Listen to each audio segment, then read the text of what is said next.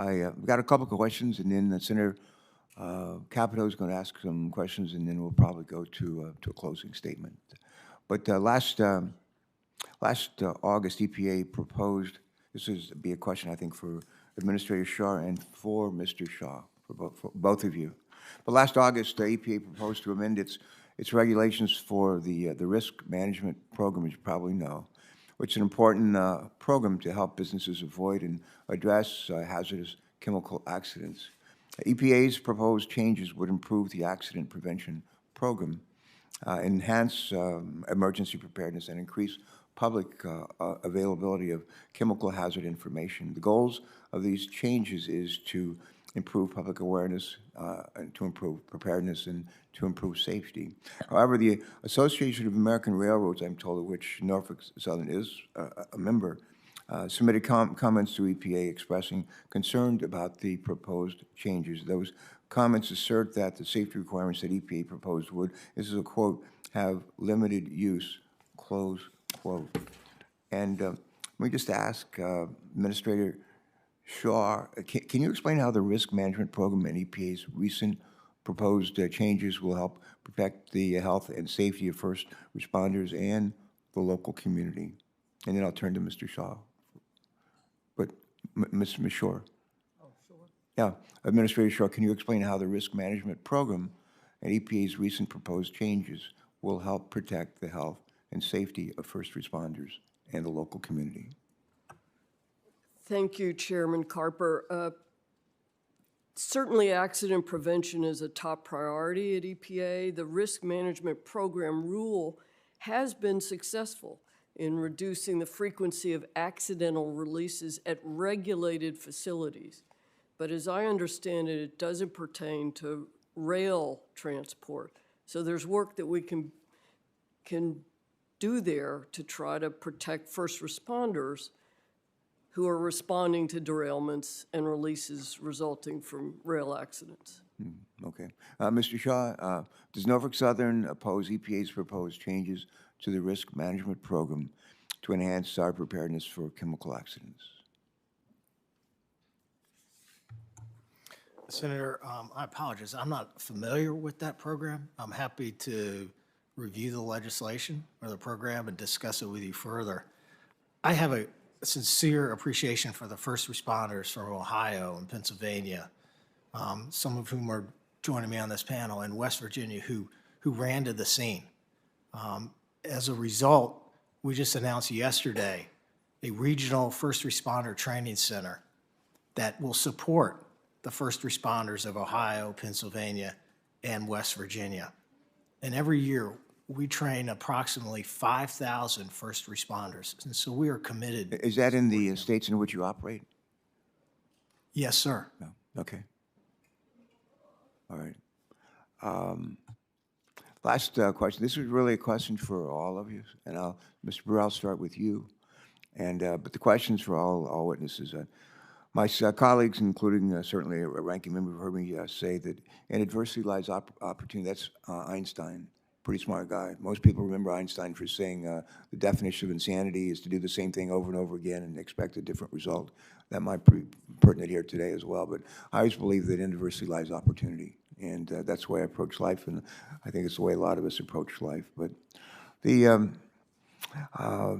this environmental tragedy creates not just tragedy and heartache, real heartache for a whole lot of people, but it also creates some opportunity for us to examine not only what went wrong in the on the heels of this derailment, but also to look at some of the moments where things went right, And I'm going to ask each of you, and Mr. Brewer, I just want to start with you, to just very briefly speak to something you believe has gone well, and while working together across many entities to navigate the response to this environmental disaster. Can you give us an example or two of what you thought went particularly well? Sure. I think relationships we have with everyone up here, the other responders, was positive. Initially, we had good relationships, good communications with as I said, the boots on the ground. It may not be that way whenever the boss has gone on scene, and I said that. But, and as Mr. Shaw said, training, you know, collaborative training from the railroads is something that positive will come out of this, I think. All right, good. Mr. Harrison, same question.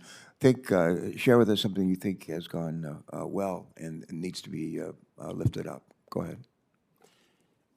For Sanko, the success of our partnership investment in planning, building the organic detection system, training our staff, this was not a unique response.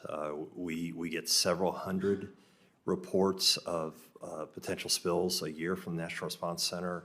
So we have been doing this for decades, and so having the ability to put that in place, I think, has been very positive, and also just to demonstrate how our team and our system and our partnership works. All right, thanks. Ms. Vogel, same question, please. Chairman, the mayor of East Palestine and the fire chief have really done such an exceptional job representing their community, protecting their community, connecting their community with people who can provide scientific answers. They've done such an incredible job refuting misinformation that's out there, that we're, getting people connected with the scientists either at Ohio EPA or US EPA, and I do think that's an example of something that has gone very well. All right, good, thank you. Sure. Chairman Carper, I think what has been remarkable, though it should be standard, about the response to this disaster in East Palestine is the way local, state, federal agencies have worked collaboratively together, that it's not been about politics but about people. You've seen Democrats standing with Republicans. President Biden was on the phone to Governor DeWine saying, whatever federal resources are needed, they will be there for you. He did the same with Governor Shapiro of Pennsylvania. You saw Administrator Regan standing to announce the order with Governor DeWine and Governor Shapiro, with Congressman Bill Johnson and Congressman DeLucio, and so many others. I think that collaboration focused on getting this cleaned up has been quite remarkable. Yeah, good. Thanks for those. Mr. Shaw, same question, please. Thank you for the question, Senator.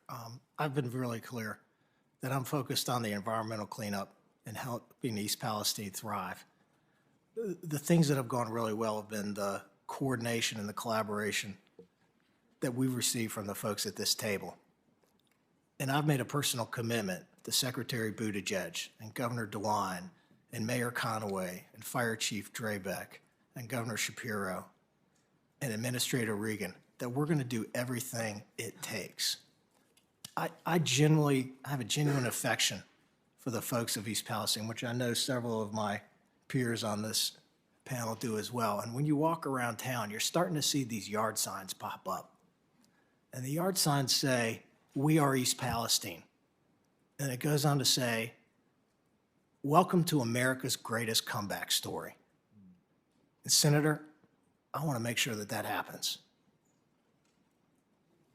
Yeah, we have a great opportunity here if we can collaborate and work together to lift, not just to lift up, not just to address the immediate problems and crisis, but actually to empower the people of East Palestine and the communities around them, to empower them. And I think that's a good thing that can come out of this.